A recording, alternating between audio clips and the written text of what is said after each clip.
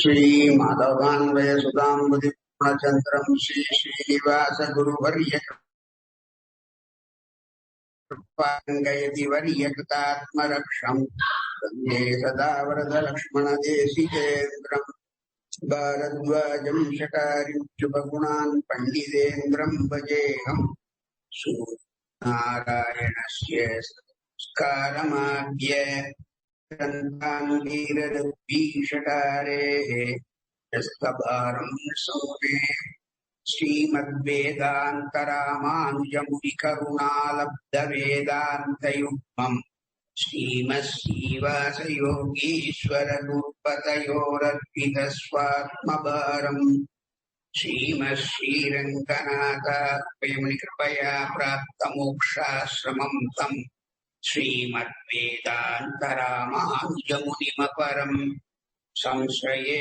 देशिकेन्द्रम् जीवनम् जगताम् जीयाखिमप्यततः सुखम् वेङ्कटेश वयम् महः प्रणामम् लक्ष्मणमुनिः परिगृह्णातु मामकम् प्रसादयति यत्सूक्तिः स्वाधीनपदिकाकृतिम् अस्माकं परम्परायै नमः। प्रसादे सर्वदुःखानां हानिरस्य उपजायते पन्नचेदसः हि आसु बुद्धिः पर्यवर्तते।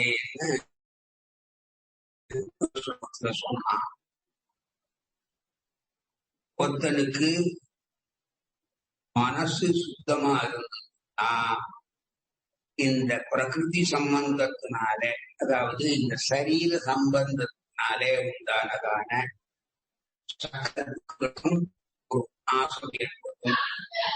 ஆத்ம அவலோகனத்துக்கு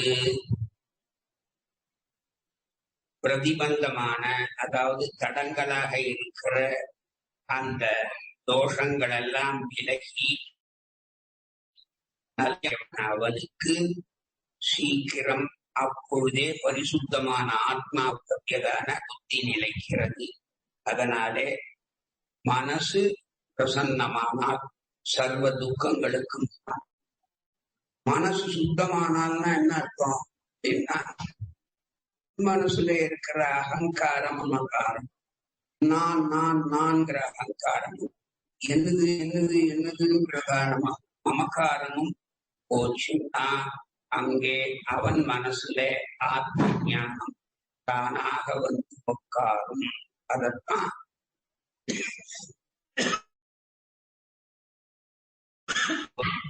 திருவாய்மொழி முதல் தசகத்துல 2வது பாத்திரமாக மனநகமல மரம் அதிசயம் மனமுணரளவிலன் புரியுணரவையிலன்.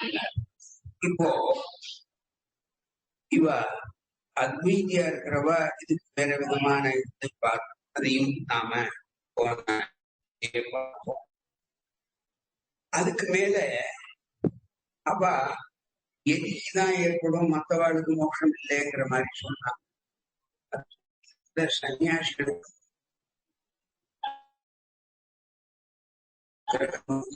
ஒரு கோட்பாடு இந்நேரமும் இருக்கு. வைதத்துல ஒருத்தனுக்கு மனசுல தெளிவு ஏற்படுத்தும்னா அந்த தெளிவான மனம் கொண்டவனுக்கு அபரோக்ஷ ஞானம் நல்லா சீக்கிரம் வரும். அதனால எல்லா துக்கமும் நாசமாகும்.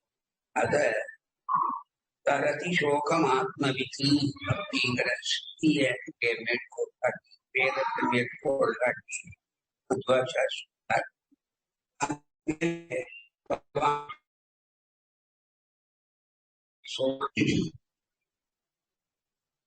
பக்தி யோகத்தினுடைய சில அங்கங்கள்ல மனசு லயிக்கலையே, அதுக்கு என்ன பண்றது? புத்திர்யுக்தஸ்ய நச யுக்தஸ்ய பாவனா நச பாவயதஹ சாந்தி அசாந்தஸ்ய குதः சுகம்னு கேட்கிறான். அதாவது அயுக்தஸ்ய பகவான் சொல்றான், தன்னுடையதான அந்த கர்மயோகத்தை பண்ணாதவனுக்கு புத்தி, அந்த ஆத்ம பிரஜையானது நாஸ்தி, ஒரு காலம் இருக்கிறதில்லை. அயுக்தஸ்ய, அப்படி யுக்தன் ஆகாதவனுக்கு பாவனாச்ச ஆத்ம சிந்தனையும் வராது. அபாவயதா, அந்த ஆத்ம சிந்தனை இல்லாதவனுக்கு சாந்தி நச்ச, இதர உலக விஷயங்களிலே ஆசையும் போகாது. அசாந்தஸ்ய, அந்த நசையின்மை இல்லாதவனுக்கு சுகம் குலகா, மோட்ச அப்படின்னார். யுக்த ஆசீத மத்பரஹா அப்படிங்கிறதுக்கு அதி அற்புதமா கீதா பாஷ்யத்துல வியாக்கியானம். அப்போ பகவான் சொல்றான், என்னிடத்திலே எவன் ஒருவன் மனதை செலுத்தாமல் தன் பிரயத்தனத்தினாலே இந்திரியங்களை அடக்க முடியும்னு நினைச்சுண்டு அதிலே பிரவர்த்திக்கிறானோ, அப்போ அவனுக்கு நித்தியமான அந்த ஆத்மாவை பற்றியதான புத்தி அவனுக்கு கண்டிப்பா உண்டாகாதனால அவனுக்கு ஆத்ம விஷயமான தியானமும் கைகூடாது. தியானம் கைகூடலன்னா பரிசுத்தமான ஆத்மாவை தியானம் பண்ணவும் முடியாது. அப்படி பண்ணாதவனுக்கு விஷயங்களிலே ஆசையும் அத்திருப்தியா விட்டு போகாது. அப்போ லோகாந்திரமான விஷயங்களிலே ஒரு பற்று இருக்கிறவனுக்கு அழிவற்றதும் எல்லை இல்லாததுமான மோட்சம் எங்கே கிடைக்கும் அப்படிங்கிறது இந்த ஸ்லோகத்தினாலே பகவான் ஞானம்ங்கிற அந்த யோகத்தினுடைய 3 அங்கங்களையும் அவற்றிற்கு பயனாக மோட்சம், அதுக்கு முன்னால இல்லாததும் இந்தியும் ஒண்ணும் இல்லைங்கிற சப்தத்தினாலே, அது தாத்பரியார்த்தத்தினாலே அதை காட்டப்பட்டதாக நாம் கொள்ள போதும். பூர்வ அபாவாத்து உத்தரஸ்ய அபாவா சூச்சிதகாங்கிறது சாஸ்திரம். அதனால எவன் ஒருவனுக்கு பிரத்யாகாரம் தான தியானம்ங்கிற லோகம், அந்த யோகத்துடைய அவனுக்கு மோட்சம், அவனுக்கு ஆத்ம ஞானம் ஏற்படாது. ஆத்ம ஞானம் ஏற்படலைன்னா அப்ரோக்ஷ சித்தி ஏற்படாது. அப்படி அப்ரோக்ஷ சித்தியும் ஏற்படலைன்னா அவனுக்கு மோட்சம் கண்டிப்பா கிடைக்காது அப்படிங்கிறத அற்புதமா சொல்றார். இங்கே மனசை ஒருநிலைப்படுத்தவில்லையோ அவனுக்கு ஆத்மஸ்வரூபத்தை பற்றியான ஞானம் கிடைக்காது. அப்படி ஒருநிலைப்படுத்தாதவனுடைய ஆத்மாவை அவன் தெரிஞ்சுக்கிறதுலயும் அவனுக்கு ஸ்ரத்த ஏற்படாது. ரொம்ப கமும் இல்லாதவனாக அவன் இருப்பதனால அவனுக்கு மனசாந்தியும் கிடைக்காது. சாந்தி இல்லாதவனுக்கு லோகத்துல எங்கே சுகம் கிடைக்கும்? இப்போ இந்திரியங்கள் அந்த விஷய அனுபவத்திலே அப்படியே ஆசையோட போய் போய் போய் பட்டி மேயும். அப்போ அதை நீக்கிறதுங்கிறது கஷ்டம். அதுல நீக்கினாதானே சுகம் ஏற்படும், நீக்கலைன்னா சுகம் இல்லை, கஷ்டம்தான். அதனால விஷயங்களை பற்றியதான ஆசை ஒரு துன்பத்தை தான் கொடுக்கும். ஆசையுள்ள இடத்திலே சுகத்தினுடைய வாசனை கூட உண்டாகாது அப்படின்னு இந்த ஸ்லோகத்துக்கு அர்த்தம் பண்றார் ஆதிசங்கர். மதுவர் இதுக்கு ஒருத்தனுக்கு மனசு தெளிவு உண்டாகலேன்னு வச்சு அவனால அவனுடைய மனசை ஒரு காலம் அடக்க முடியாது. அப்படி மன அடக்கம் இல்லாதவனுக்கு அபரோக்ஷ ஞானம் எப்படி சித்திக்கும்? அது ஒரு காலம் வராது. அப்படி அவனுக்கு எம்பெருமான தியானம் பண்ண முடியாது. தியானம் பண்ணாதவனுக்கு அபரோக்ஷ ஞானம் இல்லாதவனுக்கு மோட்சம் கிடையாது. அதனால மோட்சமாகிற சுகம் அல்லது ஆனந்தம் இவனுக்கு மனதை அடக்காதவனுக்கு ஒரு காலம் கிடைக்காது. இப்போ மனசு ஒருத்தனுக்கு விதேயமா விதேயம் இல்லையா, இல்ல இந்திரியங்களுக்கு அது விதேயமா இருக்கும் போது என்ன தீமை ஏற்படும் அப்படிங்கிறத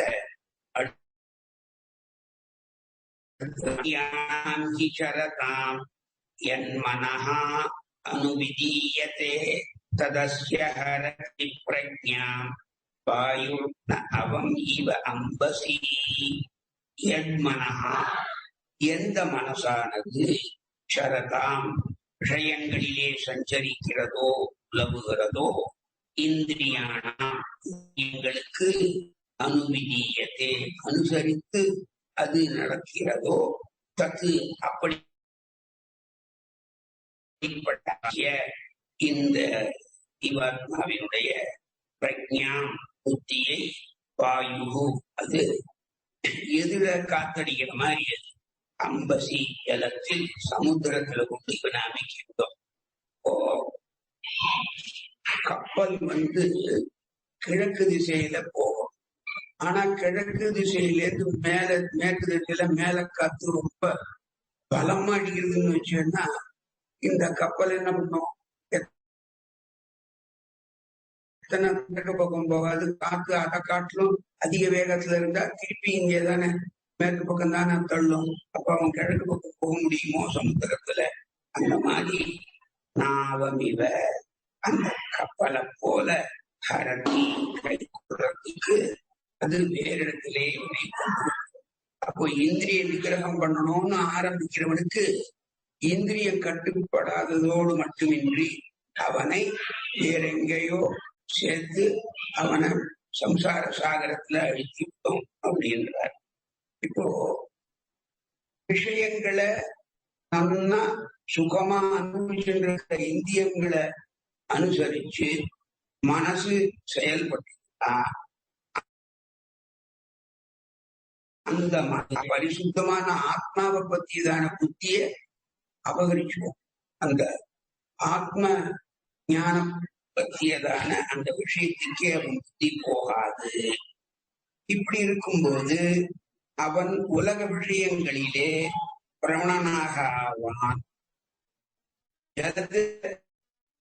போறதான ஒரு ஓடத்தை ஒரு பிரதிகூலமா இருக்கிற பெரும் காத்து எப்படி எதிர் திசையில அடிச்சு இந்திரியங்கள் மனச விஷயத்தை அது பிரவணமாக்கிடும்.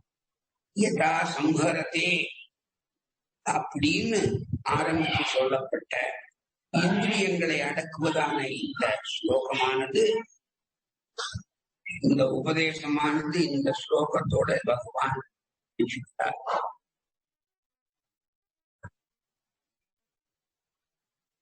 இதுக்கு அத்வைத பரமார்த்தம் சொல்லும் போது ஆதிசங்கர பகவத் ஒருத்தனுடைய மனசானது விஷயங்களிலே திரிகின்றதான அந்த இந்திரியங்களை பின்பற்றியே போறதோ அது ஜலத்துல எப்படி காத்தடிச்ச எதிர்காத்தடிச்சா அந்த கப்பல் மேலே போகாதோ அந்த மாதிரி அவனுடைய அறிவையே அது பாடுபடுத்துகிறது அப்படின்றார். துவைத பதமா மாற்று மதுவாச்சார் சொல்லும் போது இஷ்டப்படி விஷயங்களை பின்தொடர்ந்து மனசு போச்சுன்னா அது ஈஸ்வரனாலே தூண்டப்படுகிறதுன்னு அர்த்தம். அப்போ பகவத் சங்கல்பம் அவனுக்கு எதிரடையா இருக்குதுன்னு அர்த்தம். அதனாலே பகவத் சாஸ்திராதிகளை சிரவணத்தினாலேயும் மனனத்தினாலேயும் ஏற்படுகின்ற ஞானத்தை அவன் ஒரு காலம் அடைய மாட்டான். எப்படி எதிர்காற்றானது கப்பல நடுவு அந்த மாதிரி இவனுக்கு மோட்சமாகிற சுகம் கிடைக்காமல் அந்த ஞானக்கரங்களிலே மனசு போடுறதுனால அவனுக்கு அபரோக்ஷ ஞானம் சித்திக்காதனால மோட்சம் கிடைக்காது அப்படின்னு. இதுல 3 பேருமே சமுத்திரத்துல கரைக்கு வரணும் கப்பல் இல்லையா? ஆனா அதை அடிச்சு காத்து கொண்டு திருப்பி நடுக்கடல்ல தள்ளினா அவன் எப்படி கட்டப்படுமோ அந்த மாதிரி ஒருவன் பண்றானோ அவனுக்கு ஹானிதான் ஏற்படுறதுதான் முக்கியமான சிம்மகஸ்தாளுக்கு மேல் வச்சுக்க வேண்டும். அப்புறம் தஸ்மாத்யஸ்ய மகாபாகா விகிருதி காணி சர்வசா இந்திரியாணி இந்திரிய அர்த்தேபியா தஸ்ய பிரஜா பிரதிஷ்டிதான்னு அதுக்கு மேல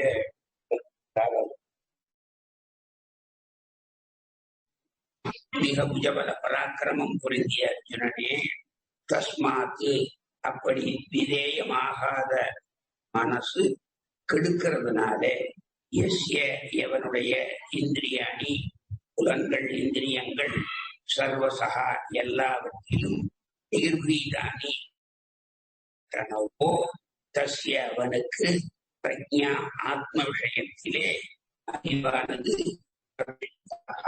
நிலை பெறும். இப்போ இந்திரியங்களை அனுசரிக்க அது அவனுக்கு ஹானியம்.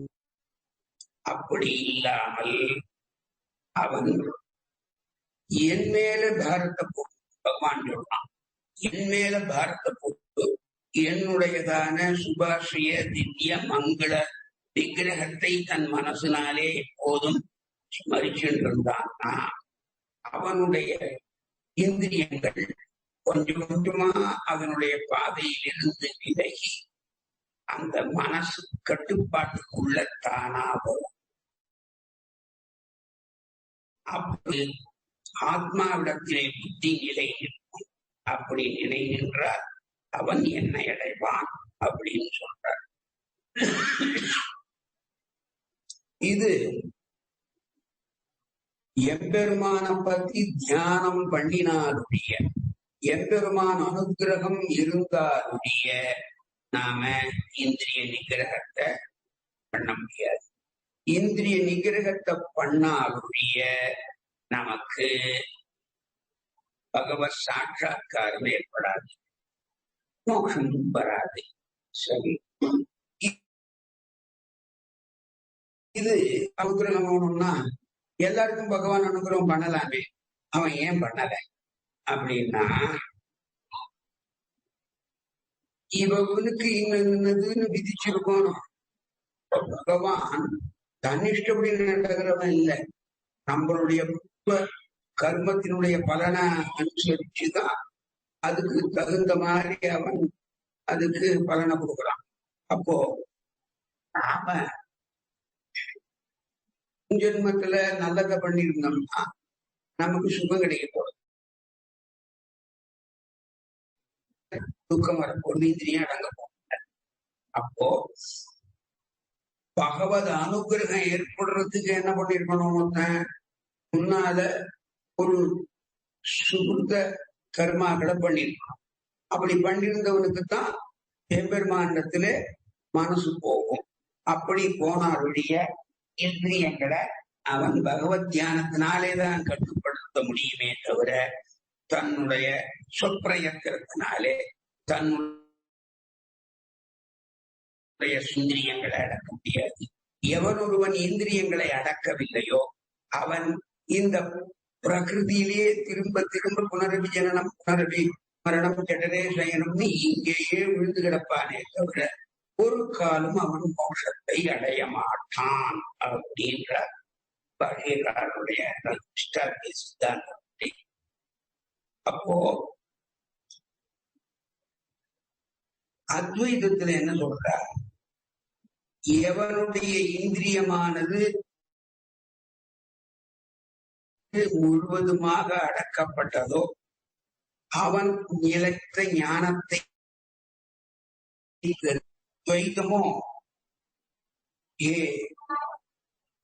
பெரும் புஜபல பராக்கிரமத்தை உடையவனே, எவனுடைய எல்லா இந்திரியங்களும் அதன் விஷயத்திலிருந்து திருப்பப்பட்டு நன்கு அடக்கப்பட்டதோ அவனுக்கு அபரோக்ஷ ஞானமானது கிடைக்கும், அவன் அபரோக்ஷ ஞானி ஆவான் அப்படின்னு சொல்லுவான் அப்படின்னு சொல்றார்.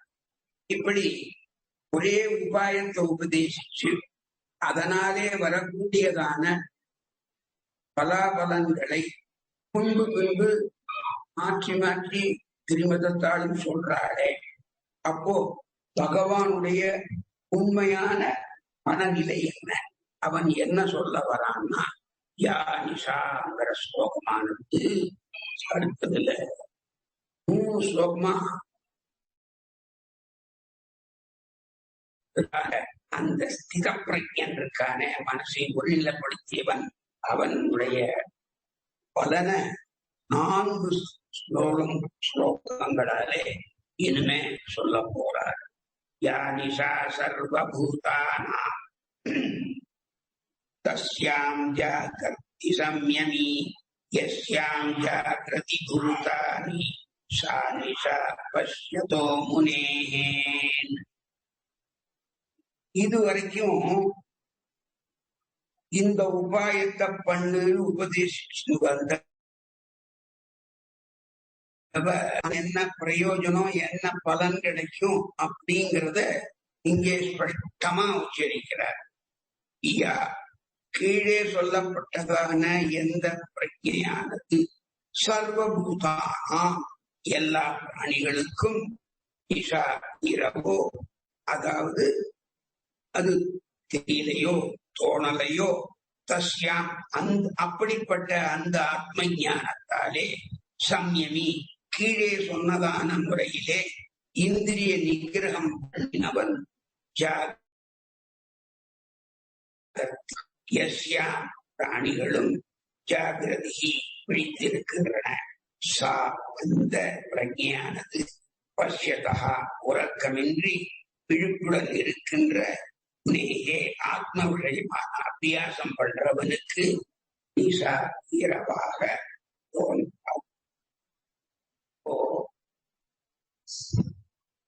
ஞானம்னா பகல், அஜானம்னா இது வேதங்களிலே முதலாக காட்டும். இப்போ நமக்கு ஒரு நல்ல ஆத்ம ஞானம் வேணும்னா என்ன பண்ணும்? ஆச்சாரியன் உபதேசம் பண்ணும்.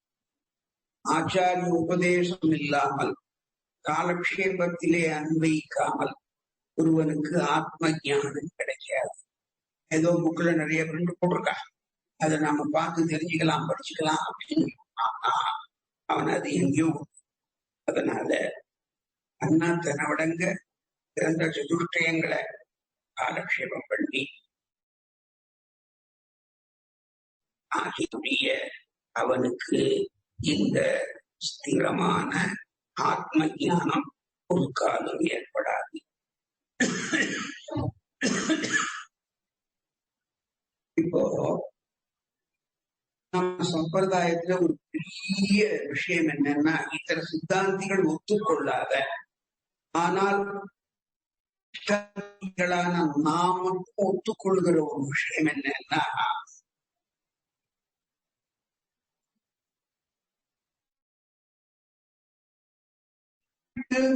தனி ஒரு பதார்த்தம் இல்லை, அது ஒரு பொருளே இல்லை.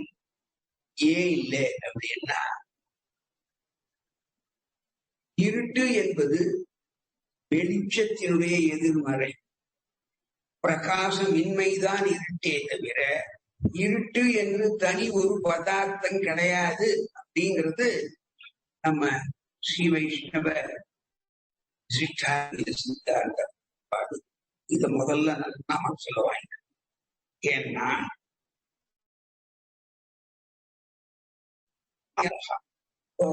அந்த காரணம்னா இருட்டு. இருட்டுங்கிறது என்ன? வெளிச்சமின்மைதான். இப்போ நாம எங்கேயோ ராத்திரி வெளியில போயிட்டு போறோம், அதுல கதவை திறந்து சுவிட்ச போடுறோம், போட்ட உடனே வெளிச்சம் எங்கெங்க என்னென்ன பொருள் தெரியுது. அதுக்கு முன்னால என்ன இருட்டாயிருக்கு. இப்போ இந்த வெளிச்சம் லைட்ட போட்ட உடனே அந்த இருட்டு என்ன ஜன்னல் வழியா வெளில போச்சா, இல்ல கதவு வழியா வெளில போச்சா, இது வழியா போச்சு, ஒரு வழியாவும் போல. அப்போ இருட்டு என்பது வெளிச்சமின்மைதான், ஒரு பதார்த்தம் கிடையாது. பிரகாச ராகித்யமிதி அப்பிரகாசம். அப்போ அந்தகாரம் இருட்டுங்கிறது என்னன்னா வெளிச்சம் இல்லாமைதான் இருட்டே தவிர இருட்டு என்று தனி ஒரு பதார்த்தம் நம்ம விசிஷ்டாத்வைதிகளான நாம் ஒத்துக்கொள்வதில்லை. இதை நம்ம மனசுல முன்னோட்டு கொடுத்த கங்குல் குறும்பர் மாலை வெய்யோன் பட வையகம் பாகுவர் அன்னகண்டும் அம்மாழ்வார் அது அற்புதமா சொல்றார். இப்போ காலை வெய்யோர்க்கு முன்னோட்டு கொடுத்த, முன்னோட்டுன்னு என்னது லட்சுமி அதெல்லாம் இல்ல. முன்னோட்டு என்பது நம்ம இந்த இங்கிலீஷ்ல சல்யூட் அடிக்கிறான்னு சொல்றான் பாருங்க, அப்படி அடிக்கிறாங்க. அதுக்கு என்ன சொல்றது? முன்னோட்டுன்னு பேரு. காலை வெய்யோர்க்கு முன்னோட்டு கொடுத்த கங்குல் குறும்பர். இந்த கங்குல்னா ராத்திரி, குறும்பர்னா திருடன். இந்த ராத்திரிங்கிற திருடன் கிழக்கு பக்கத்துல அந்த சக்கரவானமா வெளுப்பா மாறுது இல்லையா, அதை பார்த்த உடனேயே ஓடி போடுவானாம், ஓடி மறைஞ்சு போடுவானாம். கங்குல் குறும்பர் மாலை வெய்யோர் பட, ஒரு பெரிய சல்யூட்டா சூரியனுக்கு அடிச்சுட்டு ஓடி போவானாம். அடுத்து மாலை வெய்யோர் பட, அந்த சாயங்காலம் சூரியன் மறைஞ்சதுன்னா வையம் முழுவதும் பாவுவர், அந்த உலகம் முழுக்க அப்படியே அந்த திருடன் ஆக்கிரமிச்சுப்பானோ. அன்னகண்டம் இத தினம் தினம் ஒரு நாள் பகல் இப்போ இந்த இருட்டு எங்க போச்சு? எங்கேயாவது போச்சா? இல்லவே இல்லை. அதாவது வெளிச்சம் இருக்கா இல்லையாங்கிறது தான் விசாரமே தவிர இருட்டு எது அது இருக்கா இல்லையாங்கிறது விசாரம் இல்லைங்கிறது நம்ம சித்தாந்தம். அது ரொம்ப முக்கியம். இப்போ வெளிச்சமின்மைதான் இருட்டே தவிர இருட்டு என்பது தனி ஒரு பதார்த்தம் அல்ல, வெளிச்சம்தான் பதார்த்தம். வெளிச்சம் இருக்கா இல்லையா? வெளிச்சங்கிற பதார்த்தம் இல்லைன்னா இருட்டு. அப்போ வெளிச்சமின்மைதான் இருட்டே தவிர இருட்டு என்பது தனி பதார்த்தம் அல்ல. இதுதான் விசிஷ்டாத்வைத சித்தாந்தம். அந்த மாதிரி இங்கே இப்போ ஞானத்துறை வடிவா இருக்கார் இல்லையா, அதே சொல்றார்.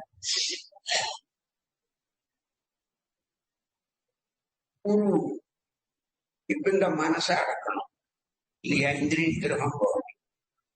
அது என்ன will it be possible overnight? அது கொஞ்சம் கொஞ்சமா மனசு அபியாசம் பண்ணி அப்புறம் விட்டு அவனுடைய திவ்யமங்கிற விக்கிரகம் நம்ம மனசுக்குள்ள அப்படியே தோணும்படியாக்கி அதிலேயே நிலை நிறுத்தி அதுக்கப்புறம் அவன் சாட்சாத்காரம் வரலாம். சரி, இப்போ இது எப்படி இருக்கணும் அப்படின்னா, கங்கையோ காவேரியோ பிரவகிக்கிறோம். கண்ட இடத்துல இறங்க முடியுமா? ஒரு இடத்துல இறங்கின உடனேயே 10 அடி ஜலம், இவனுக்கு நீச்சல் தெரியாது, செத்து போகும். அப்ப என்ன பண்ணணும்? அதுக்கு என்ன பண்றா, அந்த படித்துறை வச்சிருப்பான். அந்த படி மேலே இருந்து அந்த சமதளத்துல இருந்து கொஞ்சம் கொஞ்சமா படிப்படியா கீழே இறங்கி ஜலத்துக்கு கீழே போகும் அந்த படி. அப்படி இருந்தா இப்போ அந்த படியில 20 படி இருக்கு, 8 படி வரைக்கும் ஜலம் இருக்கு. 8 படி மெதுவா நடந்து 9ஆவது படி இறங்கினான்னா 1 அடி ஜலத்துல இருப்பான். 10ஆவது படி இறங்கினான்னா 2 அடி ஜலத்துல இருப்பான். 11ஆவது படியில என்னன்னா 3 அடி ஜலத்துல இருப்பான். அவனுக்கு எவ்வளவு ஜலத்துல பிடிக்கணும் பிடிக்கலாம், 3 அடி ஜலத்துல பிடிக்கலாம், 5 அடி ஜலத்துல பிடிக்கலாம் அப்படிங்கிறவன் அதுல பிடிப்பான். அது தவிர விழுந்து நீச்சல் அடிச்சு எனக்கு நீச்சல் தெரியும்னு போறவங்க போயிட்டு வரலாம். இந்த ஆச்சாரியாளுங்கிறவா யாருன்னா இந்த படித்துறதான். அவ நமக்கு கொஞ்சம் ஒன்றுமா இந்த பரோட்ச ஞானத்தை உணரும். அது காலக்ஷேபாதிகள் மூலமா அது பண்ண பண்ண பண்ண மனசு தானா நிறைவேறும். அந்த ஆத்ம ஞானம் வருவோம். ஆத்ம ஞானம் ஓவர் நைட்ல வராது. அது கொஞ்சம் கொஞ்சமா உலகவியல் ஆசைகளிலே அவனுக்கு நசையற்று அந்த ஆசையெல்லாம் போய் அந்த இந்திரிய நிகிரகமான ஒழிய அது அவனுக்கு கைகூடாது. அது நம்ம பிரயத்தனத்தினால ஒரு காலம் நடக்கிறது இல்லை. ஆச்சாரியாளுடைய உபதேசத்தினால ஆத்மா பண்படும். அந்த பண்பட்ட ஆத்மாவை நாம அந்த எம்பெருமான் பக்கத்திலே திருப்பி அவனுடைய நமக்கு பகவத் சாட்சா்காரம் உண்டாகும். அதைத்தான் இங்க சொன்னார். இத்தனை நாள் இந்த உபதேசங்களை எல்லாம் பண்ணாரே, அப்போ அதுக்கு எவன் ஒருவன் கீழே சொன்ன பிரகாரம் மனசை அடக்கிறானோ, எவன் ஒருத்தன் அனவரதம் ஆத்மாவையே நினைச்சுட்டு இருக்கானோ, மற்ற விஷயங்களை நினைக்கலையோ, அவனுக்கு மற்ற பொருள்கள் எதுவும் தோணவே தோணாது. கண்ணுக்கு எதிர்த்தாப்புல இருந்தாலும் ஒருவனுக்கு எம்பெருமானை தேடி அலைபவனுக்கு எதிர்த்தாப்புல ஆனா பெண்ணா மரமா மட்டையா வாழ்ந்தும் அந்த ஞானமே இருக்காதவனுக்கு அவன் எப்போதும் பகவத் தியானத்திலேயே ஈடுபட்டு போவான். இத ஸ்ரீமத் பாகவதத்துல ஆரம்பத்திலேயே வியாசர் ரொம்ப அழகா தனக்கு தன் பிள்ளையோட ஏற்பட்டதான ஒரு நிகழ்ச்சியை குறிப்பிட்டு அன்ன நீச்சமான உபமானத்துல வச்சு தன் பிள்ளைய வசதியா சொல்றாருங்க. வியாசருடைய பிள்ளை சுகன். வியாசருக்கு வயசாயிடுச்சு. அவனும் ரொம்ப 25 வயசு இருப்பான். யாரு? சுகன். ஸ்திரீகள்லாம் டிரெஸ் இல்லாம ஒரு பொய்கையில குளத்துல குடிச்சு போயிருப்பாங்க. முதல்ல வீட்டை விட்டு அந்த அமைதியை தேடி அவரை பின்னாலே சுபான் வியாசரும் வரார். இவர் கிழவர். அவர் கிடுகிடு நடக்கக்கூடிய ரொம்ப வேகமா போகும்போது இந்த குளக்கார வழியா வர இந்த பொண்கள்லாம் அது ஒருத்தனுக்கு ஒரு சிரிச்சுக்கிண்டு அதுக்கு பாட்டு தண்ணியில விளையாண்டுருக்கு. இவன் வரத சட்டையே பண்ணல. பின்னால கொஞ்ச நேரம் கழிச்சு அந்த கிழவரான வியாசர் வர வந்து டப்புன்னு எழுந்துக்கிண்டு ஓடி போய் தன்னுடைய முக்கிய பாகங்கள்லாம் அரைச்சு கேட்கிறார். என்ன அநியாயம் இது! 25 வயசு யுவாயமுள்ள, அதுவும் அவதூத்தனா, ரசே இல்லாத திகம்பரனா போறான். அவனை பார்த்து உங்களுக்கு வெக்கம் அல்ல? இந்த கிழவன் என்ன பார்த்த உடனே வெக்கம் விட்டா என்ன கொண்டு கேட்கிறார். அவ பட்டுன்னு பதில் சொல்றா. அவர் எங்களை பார்க்கவும் இல்லை, பார்த்தாலும் எங்களை ஆண் பெண்ணுங்கிற பேதம் தெரியாது. அவருக்கு எங்களையும் பரபிரம்மத்தினுடைய சுரூபம் ஆண் பெண்ணுங்கிற வித்தியாசம் தெரியுறதே. நாங்க உனக்காக பயந்து ட்ரெஸ் எடுக்கும் போது எனக்காக பயந்து ட்ரெஸ்ஸ கொடுக்கறது கேட்கிறே, அதுல இருந்து நீ எங்களை பார்த்தேன்னு தெரியறதோ அங்கதான் உனக்கும் பிள்ளைக்கும் இல்லை. அதுதான் இன்னைக்கும் வியாசர் படி சுக்கர் படின்னு சொல்லுவான். அப்போ திகம்பரன், அதாவது அவளுக்கு ட்ரெஸ் இல்லேன்னு இல்லை, திகம்பரன்னு ஏன் பேர் இருக்குன்னா அந்த மனதுடைய போராட அவளுக்கு அது ஒரு சன்னியஸ்தத்தினுடைய ஒரு நிலைமை. அது எப்படின்னா திசைகள் இருக்கே, அந்த திக்குகளையே தனக்கு அம்பரமாக ஆடையாக துணியாக ஊத்துகின்றவா. திக்கை அம்பரமாக கொண்டவர்களாலே அவர்கள் திகம்பரர்கள் பேர். அதான் திகம்பரன். திகம்பரன்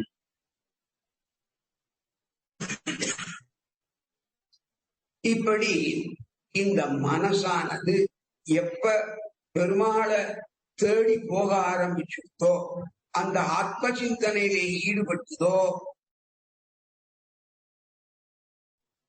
பார்க்கிற அனைத்து பொருள்களையுமே பகவத் சுரூபமாவே நினைப்பா.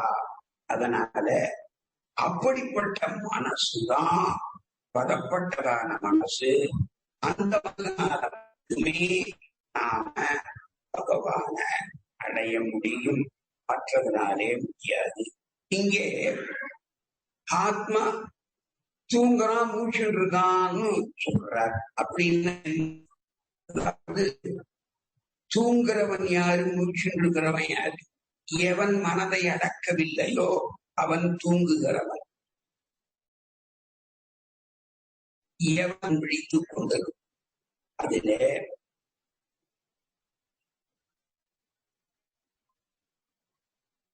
மத்தவன் எதுல வீழ்ச்சின்னு இருக்கானோ யோகி அதுல தூங்குறான்.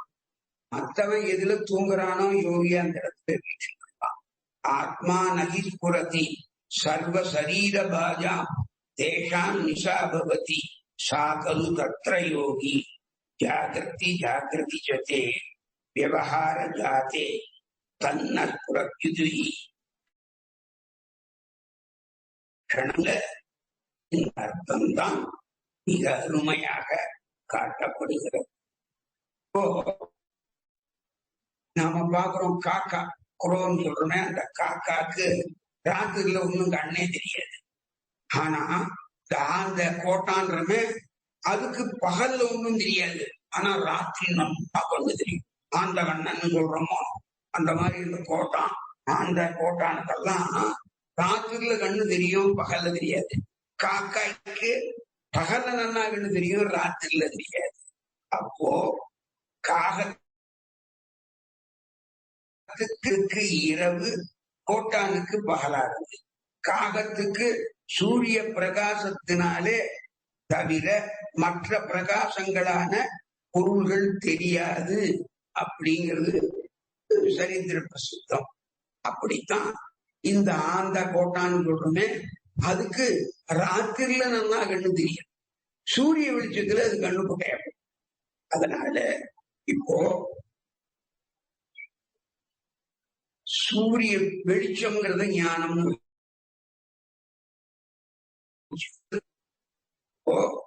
காக்க ஞானத்தை தேடி போறது. இந்த கோட்டம் ஆந்த இருக்க அது அஜானத்தை தேடி போறது. அஜானம்ங்கிறது இருட்டு.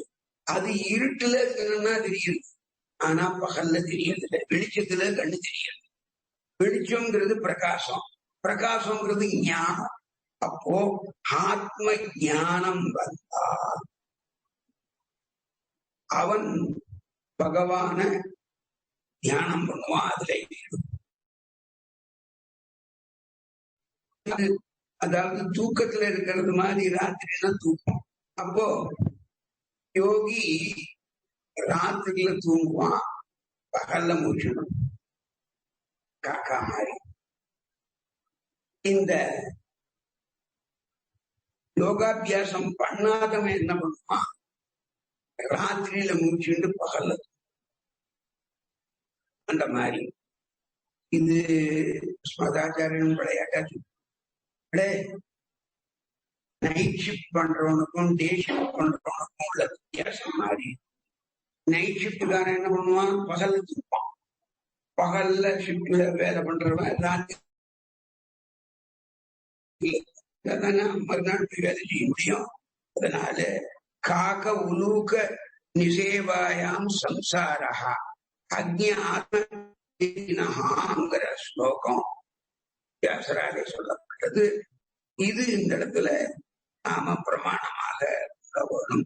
இந்த அர்த்தத்தை தான் இந்த யா நிசா சர்வபூதானா தஸ்யாம் ஜாகிரதி சம்யதி யஸ்யாம் ஜாகிரதி பூதானி சா நிசா பஷ்யதோ முனேங்கிறதுல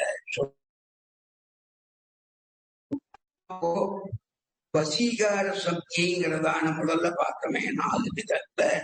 அந்த வசீகார சக்தியானது இந்த பகலிலே விழித்திருப்பதும் இரவிலே தூங்குவதுமான இந்த காகத்தினுடைய நிலை. காக உலூக நிசேவாயாம் சம்சாரா, இது அக்ஞாத்ம வேதிகான்னு அந்த ஒரு புத்தி இல்லாதவன், ஆத்ம புத்தி இல்லாதவனுக்கும் ஆத்ம புத்தி உள்ளவனுக்கும் உள்ள போன்றவன். ஆத்ம புத்தி இல்லாதவன் அந்த கோட்டான போலவன். இருக்கிறவன் அப்படின்னு உதாரணம் காட்டி விளக்கிறார். இதுல அத்வைதம் எது பிராணிகளுக்கெல்லாம் இரவோ அதிலே மன அடக்கம் உள்ளவன் விழித்திருக்கிறான். எதிலே பிராணிகள் விழித்திருக்கின்றனவோ அது உண்மையை காணும் முனிவனுக்கு இரவாக இருக்கு. இது அந்தத்தை வச்சுட்டு பார்த்தோம். ஞானிக்கு மூழ்கின்றான். அப்ப பகல்ல தூங்குறான்னா அர்த்தம் இல்லையா? 24 hours தூங்கிட்டு முடியாது.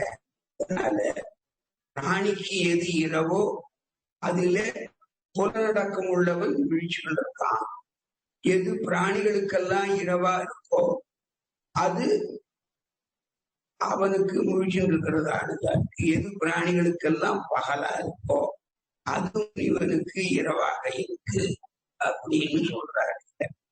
துவைதத்துல எது எல்லா பிராணிகளுக்கும் இந்திரியங்களை நன்றாக அடக்கின அபரோக்ஷ ஞானி விழித்திருக்கிறான்.